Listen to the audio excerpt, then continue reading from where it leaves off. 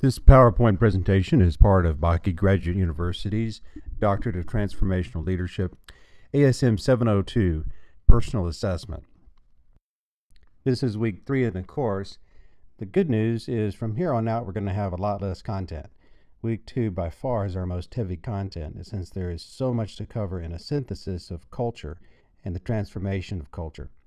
From here, though, we're going to move a lot more into reflection and personal calling, giftedness, experiences, and how God has worked in your life to shape who you are and how you're called.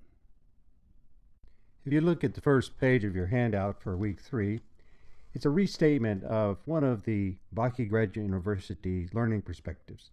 It's called Calling-Based Leadership. It reads, the leader seeks to understand God-given gifts, experiences, and opportunities in understanding his or her unique role as a called instrument of Christ's transforming work in and above cultures. This passage from 2 Corinthians 4 is something you've seen before in your pre-course survey. Let me read a part of it. 2 Corinthians 4 verse 5. For we do not preach ourselves, but Jesus Christ is Lord, and ourselves as your servants for Jesus' sake. For God, who said, let light shine out of darkness, made his light shine in our hearts to give us the light of the knowledge of the glory of God in the face of Christ. But we have this treasure in jars of clay to show that this all-surpassing power is from God and not from us. Part of the point of this passage is that our calling is not just our strengths, but also our weaknesses. It's the cracks in these clay jars that really allow the light of the power of Jesus to shine through. And that God has given us strengths. These are natural gifts that come from before we were born and then are developed throughout our lives. God has also given us limits, areas where we must depend upon God and each other. However, throughout our lives, we've made mistakes. We've attained bad habits. We've made poor choices. And that creates weaknesses in our lives. We often feel like those weaknesses are in the way of our calling or limit our calling, and certainly that's true in some cases. But in light of this passage, those weaknesses, as well as the limits that God has given us, are part of the cracks that allow the glory of God to shine through the clay pots.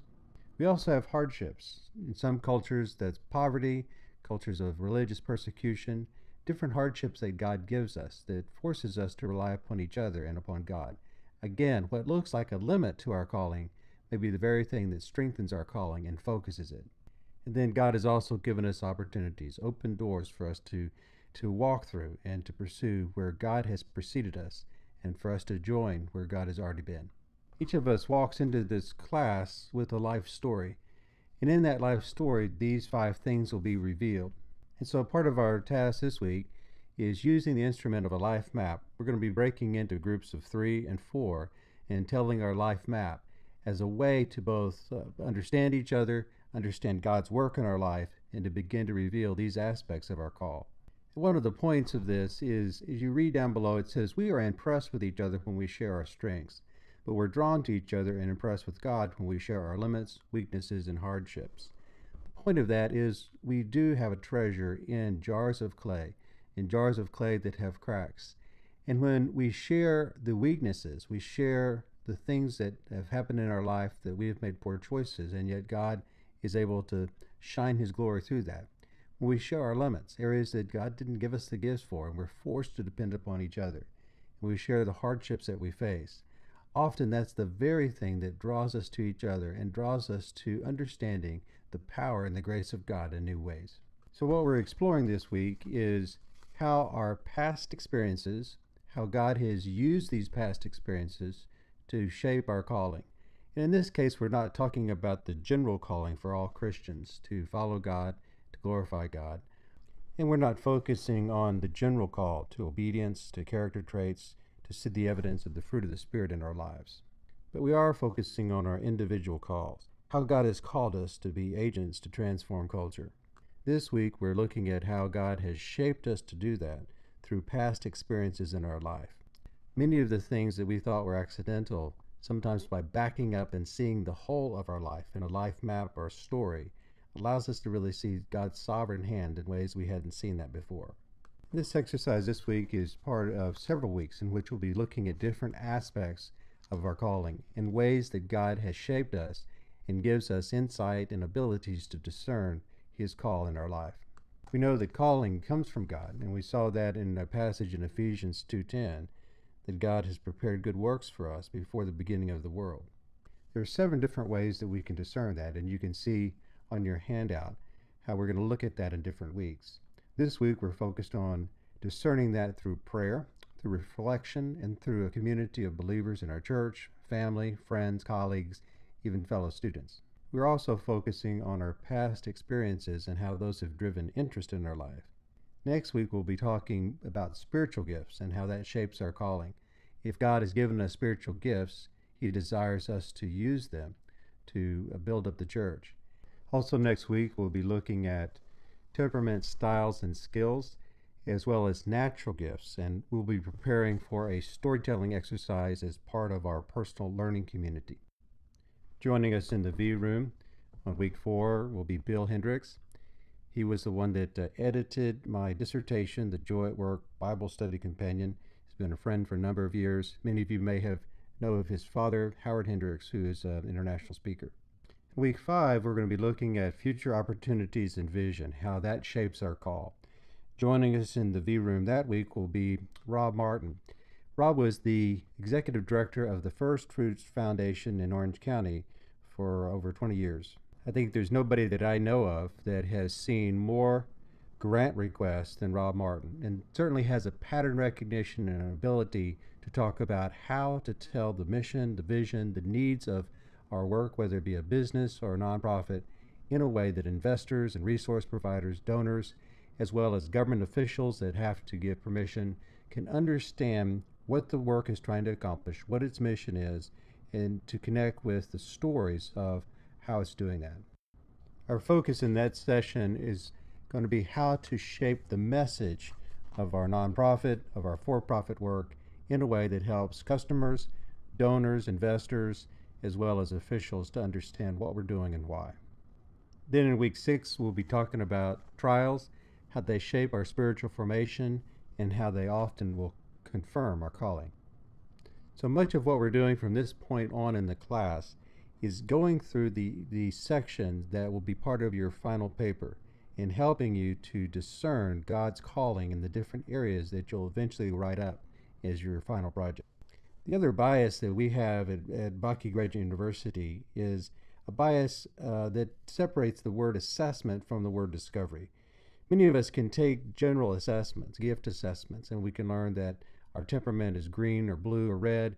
We can learn that we are a beaver or golden retriever, depending on the assessment. There's all kinds of ways that information is shaped and content is provided. But what happens in an assessment is we understand something, it's interesting. Often that information just ends up in a file cabinet. But discovery is something that happens in a relational way. Discovery is what happens in relationship when somebody that you trust looks at you and says, as I listen to that story, I see a pattern of God's work. Somebody that's been a part of your life for a while say, as I hear that story and I reflect upon what's happened in your life, you are actually very gifted at this. You are very motivated to do this. And I see that not only in what you just shared, but also in different other stories that I know about your life that you haven't shared. When a relationship gives you that kind of information, it moves from just assessment, interesting content, to actually discovery. Assessment is information. Discovery is information that forms part of your identity because you understand it and believe it because it comes in the midst of relationship. That is why so many of the exercises in this class are not about gift assessment, but gift discovery, and take place in a peer learning group in this class with your personal learning community and your expert mentoring group. I hope by now you've already scheduled a time to meet with the members of your group in this class to share your life map, and also are beginning to schedule a time over the next several weeks with your personal learning community, first for me to be in a conference call with them, and then later for you to tell your life stories that help you determine your natural gifts. That understanding your calling is not an effort that's about me and my God, but it's about us and our God. It's going to take place certainly in individual prayer, often prayer and fasting, and really asking God to reveal different aspects of how He's called you. But it also is involving communities and Part of the purpose of this class is to connect you and to help you tell the stories in new ways so that communities of your friends, people in your church, fellow students, mentors, and others can add input into your life and that God can speak words of discernment and words of calling through them. A second way that we look at our calling is asking, what are we interested in? What are our passions? And you'll see on your handout, there's several different questions that help get to that point. If I had unlimited resources, what would I want to do? At the end of my life, what would I say that I've accomplished? What needs in the world, church and home, do I think about the most? What would my friends say are my soapbox issues, the issues that I continually go back to and get animated as I talk about? What types of people do I like to work with? Because part of our call is who we connect with well. What are the issues that I'm constantly reading about, talking about, studying about, that are part of my passion and my interest, that also forms my call? All these questions are helpful as we discern how God is working in our life and giving us an interest that forms our call. But there's something about the confidence that comes from seeing a connection between our current interest and how God has shaped us through the experiences of our past. So a large part of what we're doing this week is meeting in our small groups and going through a life map exercise that shares the different aspects of how God has worked in our past. We've provided instructions on how to build either a lifeline or a life map, and these can be done on a piece of paper, on a piece of cardboard. Because we're on an online environment, after you've done that, take a picture of it and post it, and then you'll have a time to meet in your small groups. The point of actually having a visual life map is it helps those that are listening to see where you are in the telling of your story. It also helps you to organize your story around the 5 H's that we have detailed in the instructions. You'll share your life map for about 15 minutes, and then afterwards, the other members of your group will give a time of reflection. We first developed this exercise when I was directing the spiritual formation program at Dallas Seminary, and since that time have conducted the exercise with thousands of people around the world. I can guarantee you I have never heard a non-interesting life map. The stories of God's grace, the stories of God's sovereignty in our life are always fascinating. So again, I'm excited that you're a part of this course. I hope that you're excited that we're moving from the content-heavy part of the course into the reflection time, the connection time, the relational time. I look forward to hearing how God encourages you as you spend time in your small group this week.